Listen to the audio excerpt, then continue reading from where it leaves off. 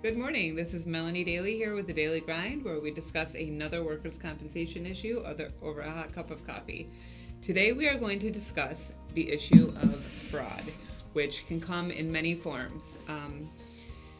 Either claimants can fill out their original C3 and they answer no to any prior treatment to the claimed body sites. That's one way. Or they start treating with their providers and they indicate that they've had no prior treatment or no prior injuries or no prior symptoms to the body part.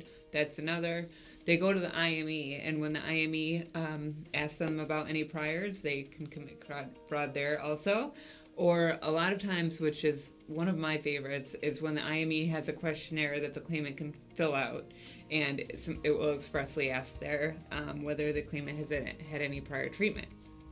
However, testimony is a pretty big one in the fraud in the workers' compensation world, especially when they're asked a specific question and they testify to fraudulent testimony. There is a third department claim that everybody refers to that false testimony strikes at the heart of the judicial system. Therefore, if you get a claimant to testify, or you have a claimant that has testified under oath to false testimony, then that's really frowned upon by the board and by the third department. There is actually a Court of Appeals decision that a claimant who testified on 2 occasions that he did not have any prior treatment really went all the way up to the Court of Appeals, and the Court of Appeals upheld the third department's decision, the board's decision, the workers' compensation law decision that the claimant was entitled to no more awards, so he got a lifetime ban.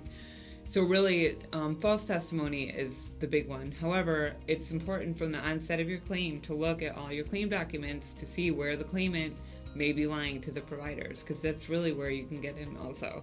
A lot of times they'll claim that they don't remember or they don't recall, but if you can get something that the claimant actually outright lied, because fraud under Workers' Compensation Law 114A is a material misrepresentation with the intent to get benefits.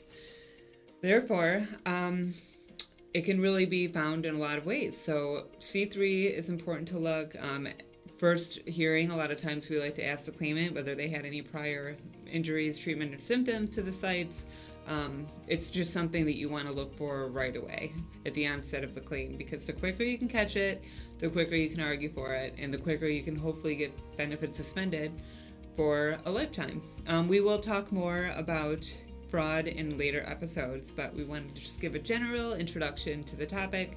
If you have any more specific questions or would like to know more information, please feel free to contact me at mdaly@madwcdefense.com.